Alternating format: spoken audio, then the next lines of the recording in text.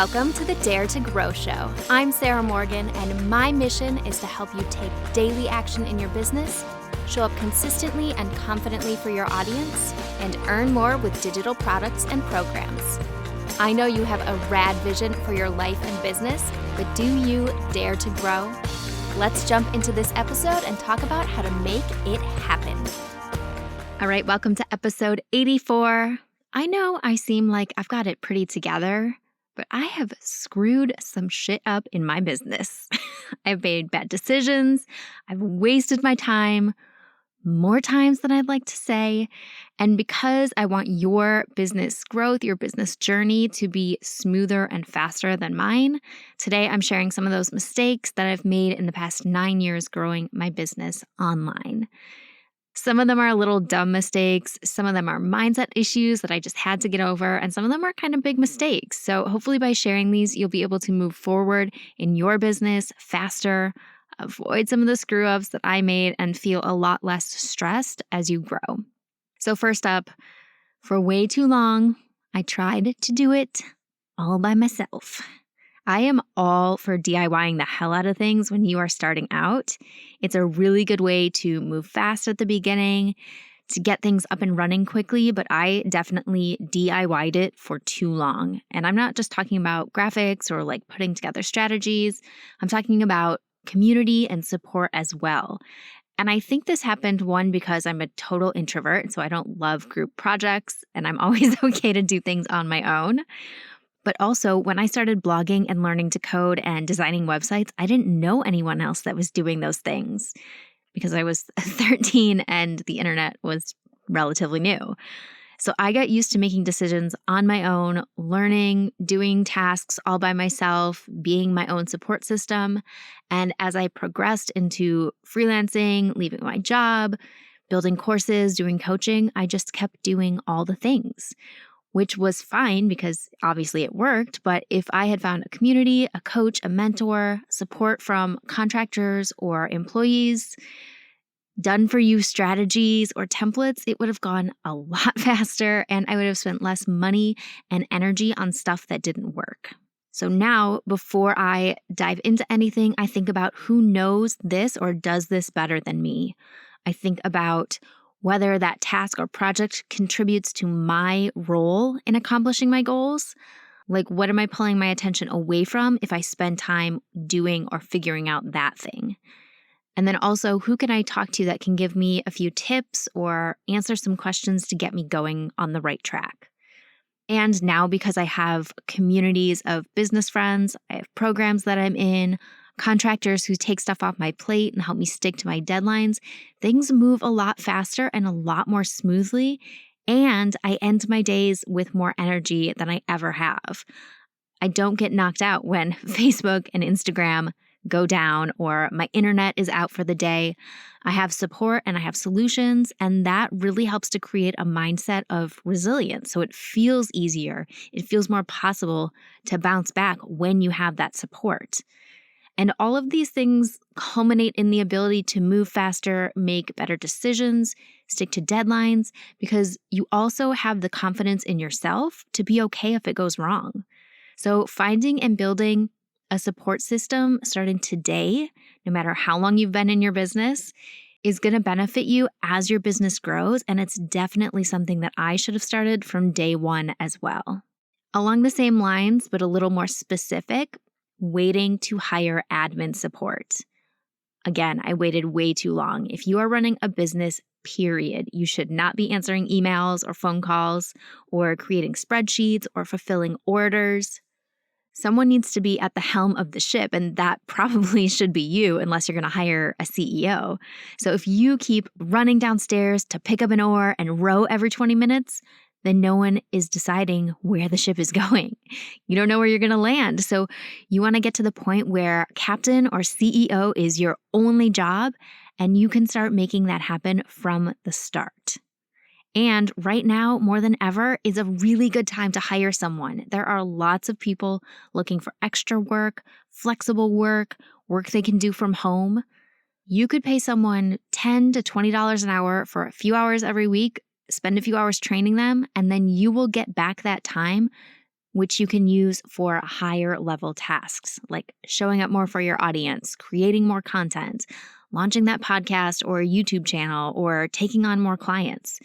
That is an easy trade-off. If you hire someone to take over a bunch of your admin tasks, let's say it's for 5 hours a week, that's a max of $100 a week. In that 5 hours you used to spend on admin work, you can now take on 5 more clients, which you can charge maybe $500 an hour for. If you hire one person and take on 5 more clients in 1 week, you spend $100 and earn $2,500. So paying someone earned you $2,400. And because I know some of you are listening and thinking, well, yeah, that math sounds great, but what if I can't get 5 clients? If you have more than 5 people on your email list, following you on Instagram, or even on your personal Facebook page, you can get 5 clients. I know you can.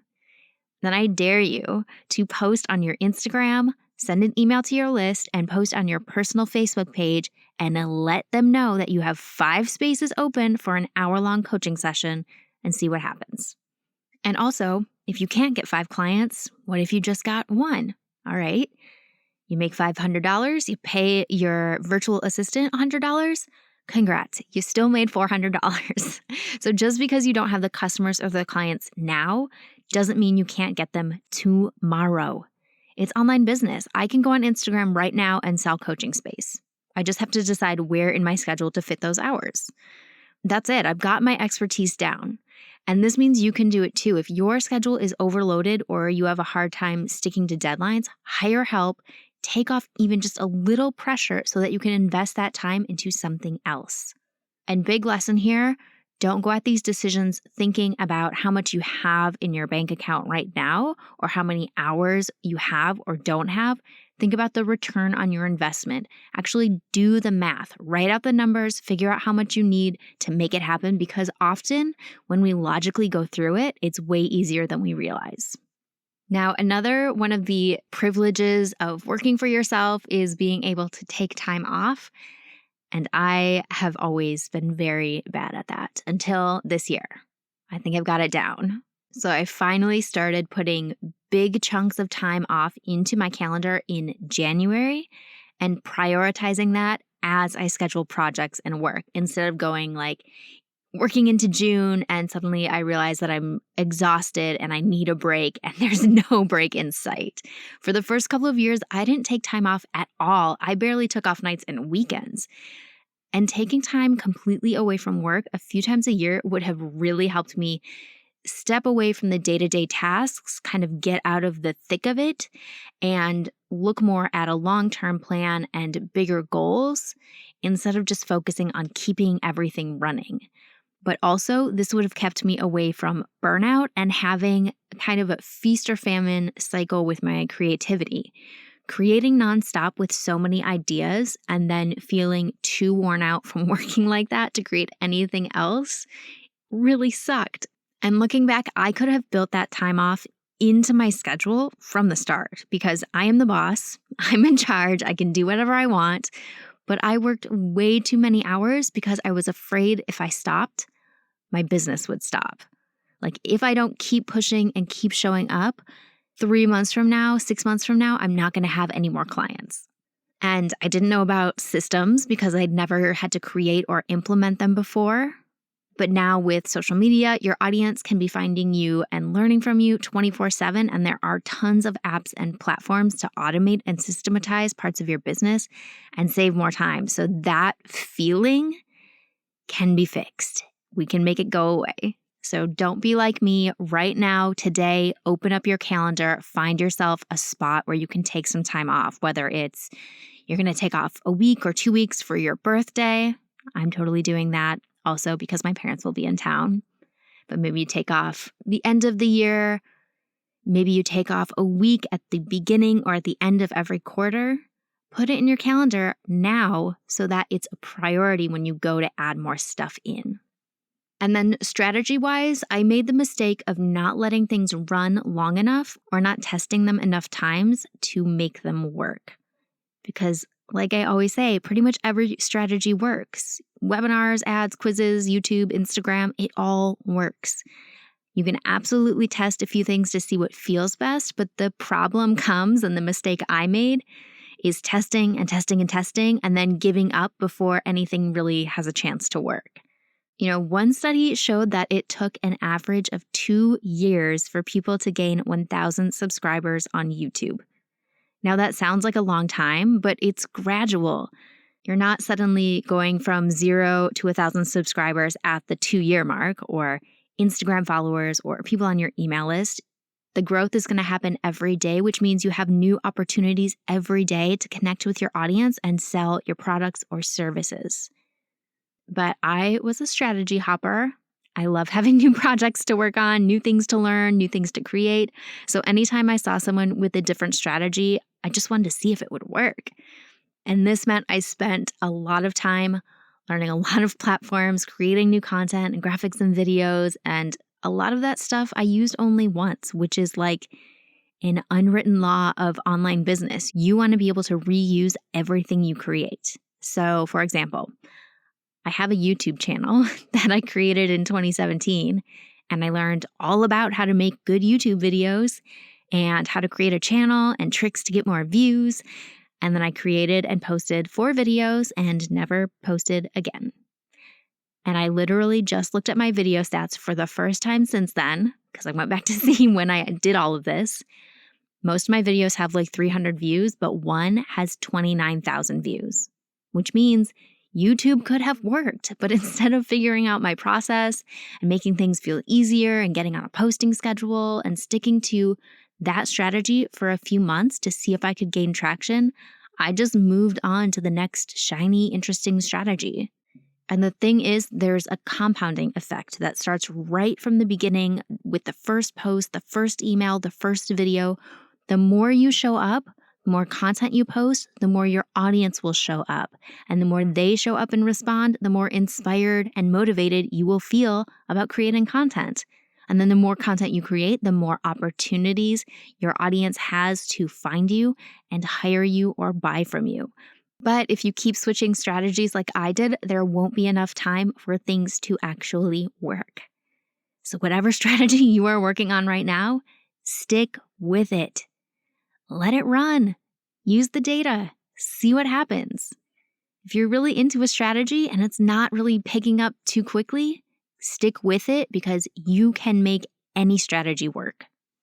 And then lastly, I wasted so much time trying to figure out the lighting on my videos, stacking my throw pillows in the right way, fancy editing, waiting for every noise around me to be silent. Y'all, I used to turn the fridge off while I was recording.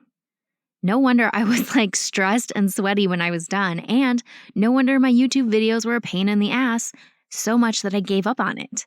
I was doing that to myself because I'm the boss, and I wanted everything to be perfect from the start. I wanted to start off as a YouTuber, knowing what I was doing, having great videos, when I didn't have any of those skills yet. But now I've learned that all of that little picky stuff doesn't matter. What matters is showing up for your audience in some way every single day until you are the person everyone goes to for the thing you do. They don't care about how you look or if your lighting is too blue or if your hair is frizzy, if they're helped by what you are sharing. No one who needs what you're selling or who would pay for what you're doing is going to criticize your hair or lighting, which means anyone who does, anyone who shows up and is a jerk, they weren't going to pay you or hire you anyway. And I know for me, going on stories helped a lot with this because it was more acceptable to be casual, not do any editing. You don't have to have makeup or have the best lighting, which means I could show up and share a lot more often if I didn't worry about that stuff, which doing stories more and more, I got over it. Now, sometimes I think I look like garbage, but I still post the video anyway because what I'm sharing is important for my audience to hear. So the big lesson from all of these screw-ups and bad decisions, it's not a pass or fail thing. You are going to mess up no matter what. It's unavoidable, but you always get to keep going. Whether you have to start from scratch or just have like a good cry over it, you get to keep going. So if there is part of you that wants to go like wildly, passionately all in on your dream, like really show up, really go for it, you should do that. You will learn and grow so much faster, which means you will hit your goals so much faster. So I hope this episode was inspiring and helpful in allowing you to dodge some of those mistakes that I made. I would love to hear your thoughts on this. So head over to Instagram. You can find me at XOSarahMorgan and let's discuss. Have you made any of these mistakes yourself? Have you just avoided a big mistake listening to this podcast? Anyone willing to share other mistakes that have tripped them up? Find the episode 84 graphic, hop into the comments, and let's chat. And as always, thank you for hanging out with me today. Until next time, I hope you dare to grow. Oh, and one more thing before I go. If you have any questions on anything we talked about today, or if you are looking for help to market and grow your business, head over to daretogrow.co. That's daretogrow.co and join us in Dare to Grow. It's my membership for solopreneurs looking to simplify their marketing, show up with confidence, and finally grow their online business. You will get instant access to all of the trainings, the twice monthly coaching calls, our monthly planning and goal setting call, and our super supportive Facebook community filled with solopreneurs just like you. Seriously, it's so good. If that sounds like something you need, link is in the show notes or visit daretogrow.co and I will see you inside.